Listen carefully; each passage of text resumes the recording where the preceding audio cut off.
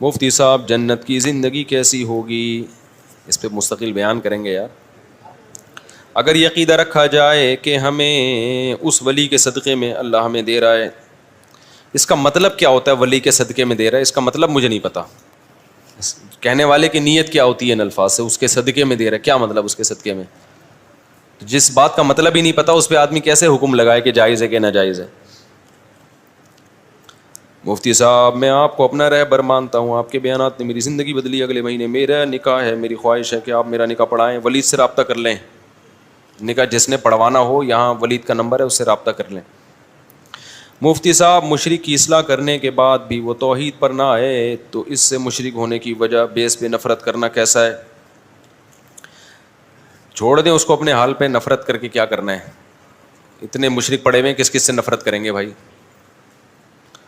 اسلام میں پینٹ کا کیا لکھا ہے؟ پینٹ شرٹ کا شرعی حکم کیا ہے؟ بہتر نہیں ہے لیکن جائز ہے. بہتر ہے اپنا لباس پہنو، شلوار قمیض یار.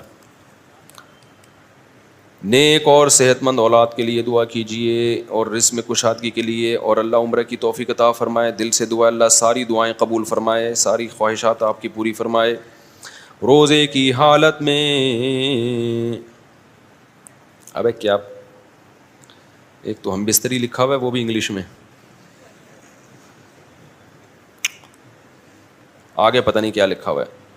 کر سکتے ہیں نہیں کر سکتے، خدا کے بندو. 60 روزوں کا کفارہ ہے اگر رمضان کے روزے میں کر لیا یہ کام. اچھا دوسرے سوال بھی تھے، ایک ہی پڑھا ہے میں نے. مفتی صاحب صرف میں کوئی یار اردو تو کم از کم اردو میں لکھ لیا کرو نا. اردو تو اردو میں لکھ لو، انگلش میں لکھو، لیکن اردو میں لکھو. تو رومن میں اور اتنی گندی رائٹنگ میں لکھا ہوا ہے، سمجھ میں نہیں آ رہا. مفتی صاحب ایسا یہ کیا پھر وہی مسئلہ؟ آغا جی لڑکے کی شادی میں وہ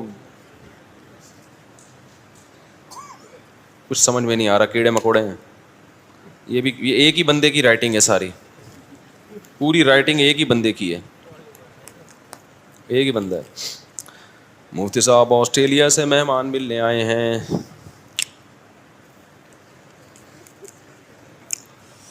کہاں ہیں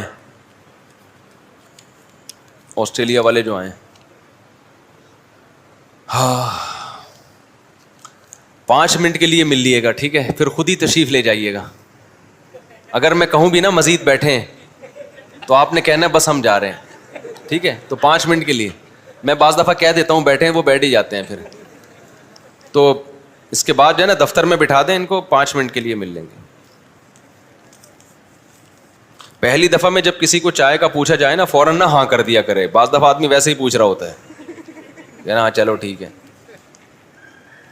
مفتی صاحب سوال یہ ہے کہ کیا زکوٰۃ اپنے کسی بہن یا بھائی کو دیں تو بنا بتائیں دینا جائز ہے؟ جی جائز ہے، ہدیے کے نام پہ دے دیں، دل میں زکوٰۃ کی نیت کر لیں. اور کیا زکوٰۃ 2 حصوں میں دینا جائز ہے؟ میرے اوپر جتنی زکوٰۃ بنتی ہے اتنے پیسے ابھی نہیں ہیں. 2 حصوں میں بھی دے سکتے ہیں، 3 حصوں میں بھی دے سکتے ہیں. دل سے دعا ہے اللہ تعالیٰ آپ کو صحت عطا فرمائے. بھائی نے بیمار ہیں بیچارے. مفتی صاحب درس نظامی کے ساتھ کاروبار کرنا کیسا ہے؟ یعنی عالم بننے کے ساتھ. اب ہر ایک کے حالات مختلف ہوتے ہیں. تو بعض لوگوں کا توکل کا لیول بہت اونچا ہوتا ہے، وہ کہتے ہیں ہم نہیں کچھ کریں گے، بس دین کی خدمت کریں گے. لیکن نارملی تو اپنا کماؤ یار. حضرت یہ روزہ ہے بھائی، رمضان ہے.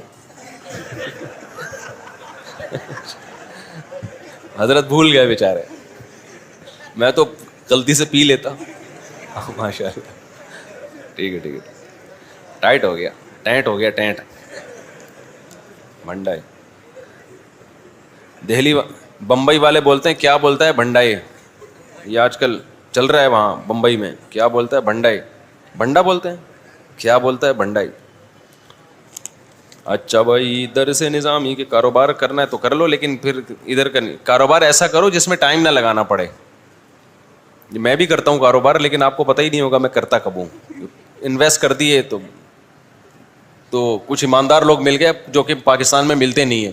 لیکن میرے اوپر اللہ کا فضل ہو گیا کہ بہت کچھ تباہ ہونے کے بعد مجھے 2-4 ایماندار لوگ مل گئے تو پھر میں ان پہ اعتماد کرتا ہوں، لگاتے رہو، خود ہی خریدتے رہو، بیچتے رہو. تو ایسے مارکیٹ میں مل جاتے ہیں بعض دفعہ، لیکن بہت کم ہے. آپ خدا کے لیے تجربہ نہیں کرنا. ہمیں تو بڑے عرصے بعد ملے ہیں، اور پھر شہرت ہو جاتی ہے تو اور انسان کے تعلقات بڑھ جاتے ہیں نا، پھر اس میں ملنا آسان ہو جاتا ہے. لیکن اگر ایسے کاروبار کر لو کہ ٹائم نہ لگانا پڑے تو پھر کرنا چاہیے. علماء کو بھی کرنا چاہیے، ضروری ہے. اپنا کھائے، اپنا پیے، موج اچھی زندگی گزارے. چندوں پہ نہیں ہوتا انسان. اور ویسے بھی اپنی ذات کے لیے تو چندہ ویسے ہی حرام ہے نا، تو وہ تو ویسے ہی جائز نہیں ہے. ہماری جماعت آپ سے ملنا چاہتی ہے راول پنڈی سے. کہاں ہے بھائی؟ آپ لوگ بھی 5 منٹ کے لیے وہاں چلے جانا، خود ہی چلے جانا پھر.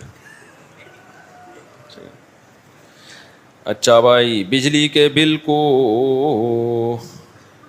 ڈیو ڈیٹ پر ادا کر سکتے ہیں کیا؟ یہ سود نہیں، سود ہے اور کیا ہے. لیکن اب یہ کہ جب ہو گیا وہ تو گورنمنٹ کو دینا پڑے گا آپ کو. بال اور ناخن وغیرہ کو دفنانا چاہیے یا دریا میں پھینک دیں؟ یعنی بال کاٹ کے، ناخن کاٹ کے دریائے سندھ جائے گا کراچی سے پھینکنے کے لیے. بھائی ادھر ہی پھینک دو یار، واش روم میں نہ پھینکو، کیونکہ انسانی اعضاء ہے، جسم سے نکلا ہوا ایک چیز ہے، تو اتنی اس کی توہین ٹھیک نہیں ہے. لیکن کچرے میں پھینک سکتے ہیں.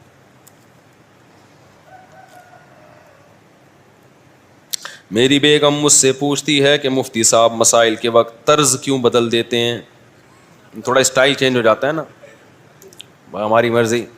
ہم تو مفتی صاحب طلاق کے بعد اگر شوہر بچے کا خرچہ نہیں اٹھاتا تو 7 سال کے بعد اس کا حق بنتا ہے کہ وہ بچہ لے کر جائے یا نہیں؟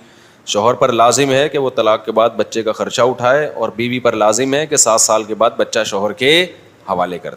جب بچہ چھوٹا تھا تو ماں کے ساتھ رہے گا، باپ ملتا رہے گا. جب 7 سال کا ہو جائے گا تو باپ کے ساتھ رہے گا، ماں اس سے ملتی رہے گی. ہمارے ہاں ایسا نہیں ہوتا. جس کی لاٹھی اس کی بھینس، بس جس کا قبضہ ہو گیا وہی رکھتا ہے اس کو. یہ ظلم ہے.